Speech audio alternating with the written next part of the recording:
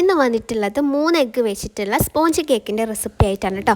അപ്പോൾ അതിന് വേണ്ടിയിട്ട് 3/4 കപ്പ് മൈദപ്പൊടി എടുത്തിട്ടുണ്ട്. അതിലോട്ട് 2 ടേബിൾ സ്പൂൺ കൊക്കോ പൗഡർ ചേർക്കുക. ഇനി 1 ടീസ്പൂൺ ബേക്കിംഗ് പൗഡറും 1/2 ടീസ്പൂൺ ബേക്കിംഗ് സോഡയും ചേർത്തിട്ടുണ്ട്. പിന്നെ ഒരു നുള്ളു ഉപ്പും ചേർത്തിട്ടുണ്ട് കേട്ടോ.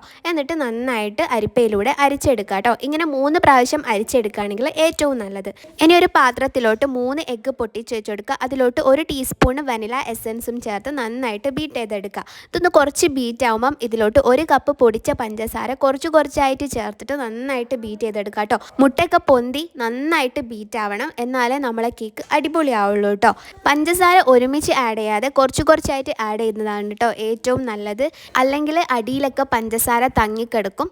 അപ്പം അതിലും നല്ലത് നമ്മൾ കുറച്ച് ആഡ് ചെയ്തിട്ട് നന്നായിട്ട് മിക്സ് ചെയ്യുന്നതാണ്. പിന്നെ ഇതിലോട്ട് 1 ടേബിൾ സ്പൂൺ ഓയിൽ ചേർത്ത് കൊടുക്കുന്നുണ്ട്. നന്നായി ബീറ്റ് ആയതിന് ശേഷമാണ് കേട്ടോ ഓയിൽ ആഡ് ചെയ്ത് കൊടുക്കുന്നത്. ഓയിൽ ആഡ് ചെയ്തിട്ട് ജസ്റ്റ് ഒന്ന് ബീറ്റ് ചെയ്താൽ മതി. ഇനി നേരത്തെ നമ്മൾ അരിച്ച് വെച്ചിട്ടുള്ള കൊക്കോ പൗഡറിൻ്റെ മിക്സ് ഫസ്റ്റ് കുറച്ച് ആഡ് ചെയ്യുക, എന്നിട്ട് നമ്മൾ കുറച്ച് പാൽ ആഡ് ചെയ്യുക. പിന്നെ നമ്മൾ കുറച്ച് മിക്സ് ആഡ് ചെയ്യുക, എന്നിട്ട് പാൽ ആഡ് ചെയ്യുക. നല്ല ചൂടുള്ള പാലാണ്, 1/2 കപ്പ് പാൽ ഇങ്ങനെ ഓൾട്ടർനേറ്റ് ആയിട്ട് നമ്മൾ ഒഴിച്ച് കൊടുക്കുക കേട്ടോ.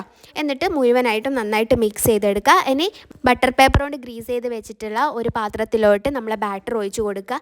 എന്നിട്ട് ആദ്യം ഒരു 5 മിനിറ്റ് ഹൈ ഫ്ലെയിമിലും പിന്നെ നമ്മൾ ലോ ഫ്ലെയിമിലും വേവിച്ചെടുക്കുക കേട്ടോ. കുക്കറിൻ്റെ വിസിൽ ഊരാൻ മറന്നു പോകരുത്. ഒരു 35 മിനിറ്റൊക്കെ നമ്മൾ വേവിച്ചെടുക്കുമ്പം അടിപൊളിയായിട്ടുള്ള കേക്ക് റെഡി ആയിട്ടുണ്ട്. നല്ല പൊങ്ങിയൊക്കെ വന്നിട്ടുണ്ട്. അപ്പോൾ എല്ലാവരും ഈ റെസിപ്പി ഒന്ന് ട്രൈ ചെയ്ത് നോക്കുക. അപ്പോൾ താങ്ക് യു സോ മച്ച്.